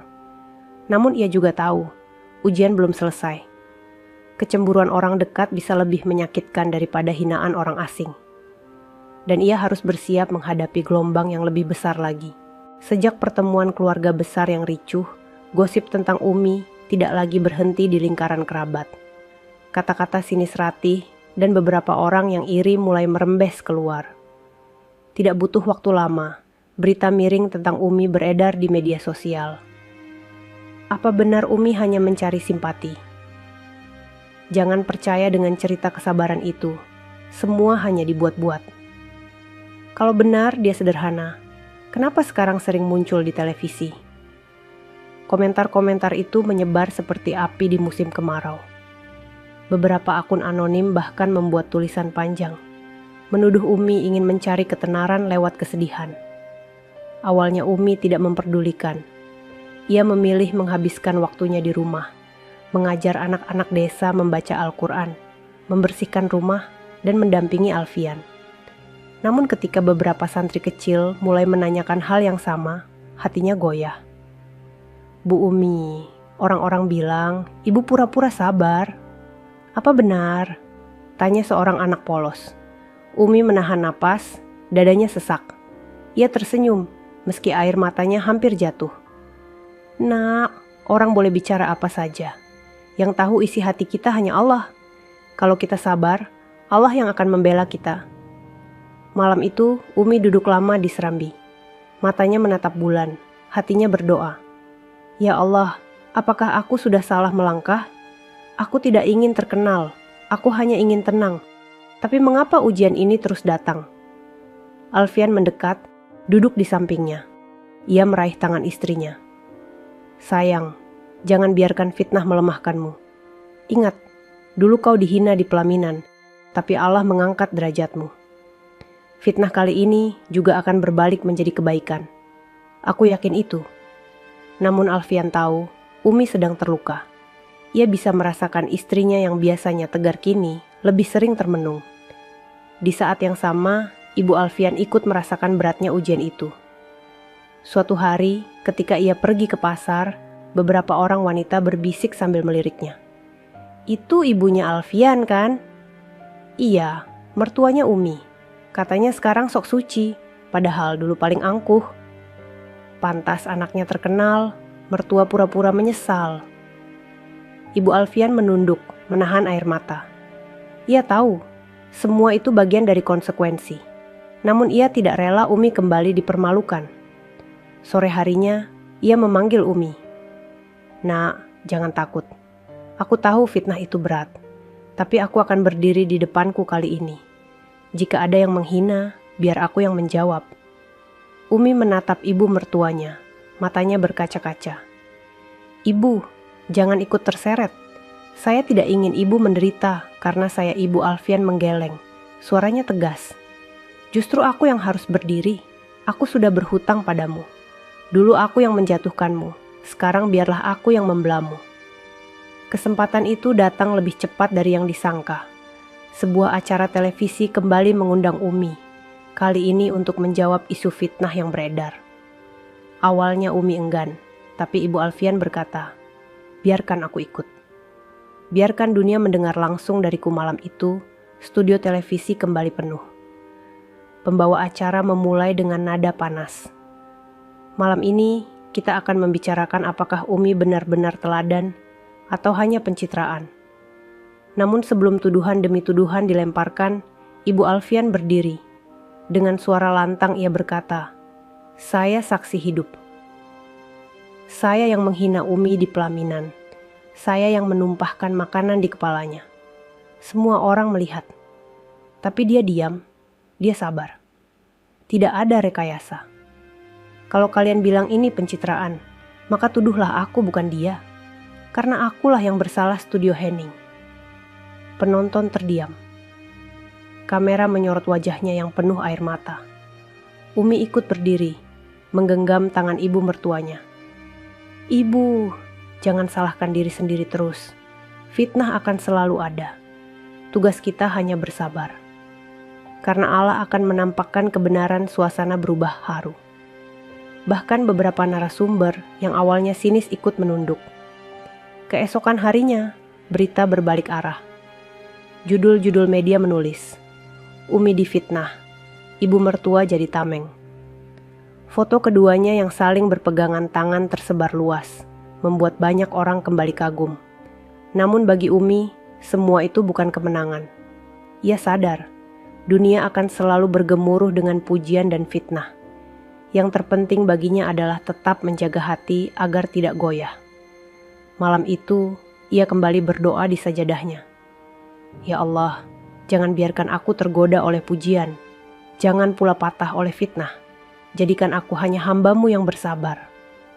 Dan di sampingnya, Ibu Alfian terisak, memohon dalam hati, "Ya Allah, terima penyesalanku. Biarkan aku menebus kesalahanku sampai akhir hayatku dengan membela menantuku." Hari itu, aula pesantren Al-Hikmah dipenuhi ribuan santri, ulama, tokoh masyarakat, dan pejabat. Sebuah acara besar digelar untuk memperingati haul almarhum Kiai Hashim, sekaligus peresmian gedung baru pesantren yang dibangun dari sumbangan para alumni. Semua mata tertuju pada panggung utama, di mana Umi duduk dengan wajah teduh, ditemani Alfian dan Ibu Alfian. Suasana begitu khidmat. Spanduk besar di belakang panggung bertuliskan, "Kesabaran adalah kemenangan, menghidupkan warisan Kiai Hashim." Bagi Umi, ini bukan sekadar acara. Ini adalah panggung yang memperlihatkan bagaimana jalan hidupnya berputar. Dari gadis miskin pesantren yang pernah dihina, kini ia duduk di kursi kehormatan, bukan karena harta atau pangkat, melainkan karena kesabaran. Kiai Maksum naik ke podium. Dengan suara lantang, beliau berkata, "Hari ini kita berkumpul untuk mengenang perjuangan Kiai Hashim. Tapi lebih dari itu, kita juga menyaksikan bagaimana Allah menampakkan kebenaran lewat keturunannya. Umi binti Hashim, wanita yang sabar meski dipermalukan, kini menjadi teladan bagi kita semua. Ruangan bergemuruh dengan takbir. Allahu Akbar.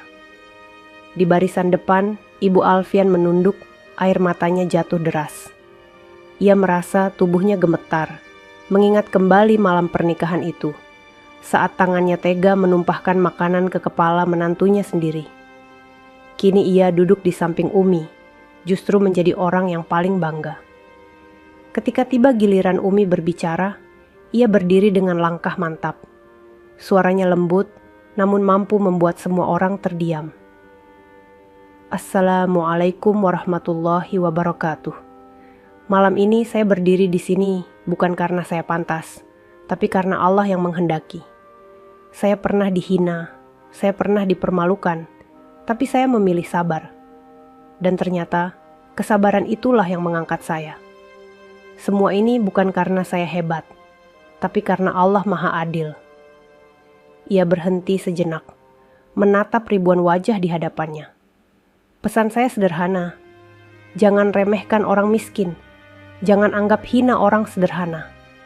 Karena boleh jadi, mereka lebih mulia di sisi Allah daripada kita. Dan jangan malu untuk meminta maaf jika kita salah. Karena dengan meminta maaf, kita justru ditinggikan derajatnya. Air mata banyak orang jatuh mendengar kata-katanya.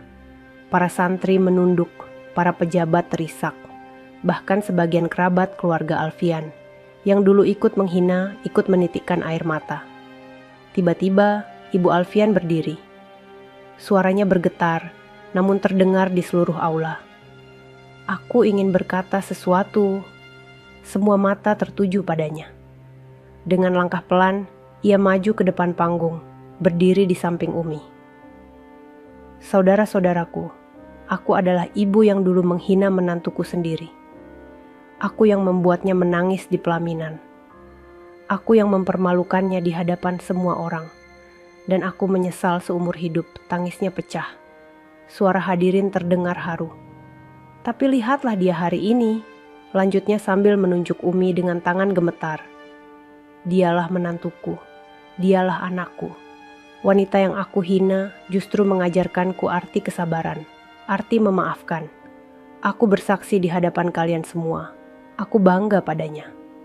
Suasana ruangan pecah. Tepuk tangan menggema, takbir berkumandang. Umi menahan tangis, lalu memeluk ibu mertuanya erat-erat di atas panggung. Momen itu direkam kamera televisi dan tersebar ke seluruh negeri. Foto pelukan itu menjadi simbol rekonsiliasi. Simbol bahwa kebencian bisa luluh oleh kesabaran, dan kesombongan bisa hancur oleh penyesalan. Malam itu, banyak orang pulang dengan hati bergetar. Mereka tidak hanya mengenang almarhum Kiai Hashim, tetapi juga membawa pelajaran besar tentang hidup. Bagi Umi, perjalanan panjang penuh air mata itu kini terasa manis. Ia tidak pernah mencari kehormatan, tapi Allah sendiri yang meninggikan derajatnya. Bagi Alfian, ia semakin yakin pilihannya tepat. Wanita sederhana yang menjadi cahaya dalam hidupnya. Dan bagi Ibu Alfian, malam itu menjadi titik akhir penebusan. Ia merasa beban besar yang menghantui hatinya akhirnya terangkat. Di beranda rumah pesantren setelah acara usai, Umi duduk di samping Alfian dan Ibu Alfian. Angin malam berhembus lembut, membawa aroma bunga melati dari halaman. Umi, kata Alfian sambil menggenggam tangan istrinya. Kau sudah menjadi teladan bagi banyak orang. Tapi bagiku, kau tetap sama. Gadis sederhana yang aku temui di pasar dulu. Umi tersenyum, air matanya jatuh. Dan aku tetap ingin begitu, Alfian. Aku hanya ingin menjadi istrimu, anak dari pesantren, dan hamba Allah yang sabar. Ibu Alfian menatap keduanya. Hatinya penuh syukur. Nak, terima kasih karena sudah mengajarkanku arti kesabaran. Aku berjanji, mulai sekarang aku akan selalu mendukungmu, bukan lagi menjatuhkanmu. Mereka bertiga berpelukan dalam sunyi malam, sementara bintang bertaburan di langit. Seakan alam pun ikut bersaksi. perjalanan panjang penuh air mata itu kini berakhir dengan cahaya kebahagiaan. Sahabat semuanya, ceritanya telah selesai.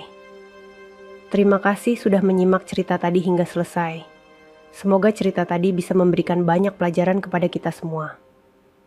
Sebelum kami akhiri video ini, jika kalian berkenan dan menyukai cerita seperti ini, jangan lupa klik suka, tinggalkan komentar, bagikan cerita ini kepada sahabat kalian, dan pastikan subscribe channel Sudut Hikmah, agar kalian bisa selalu menonton cerita-cerita terbaru dan inspiratif dari channel kami. Terima kasih. Wassalamualaikum warahmatullahi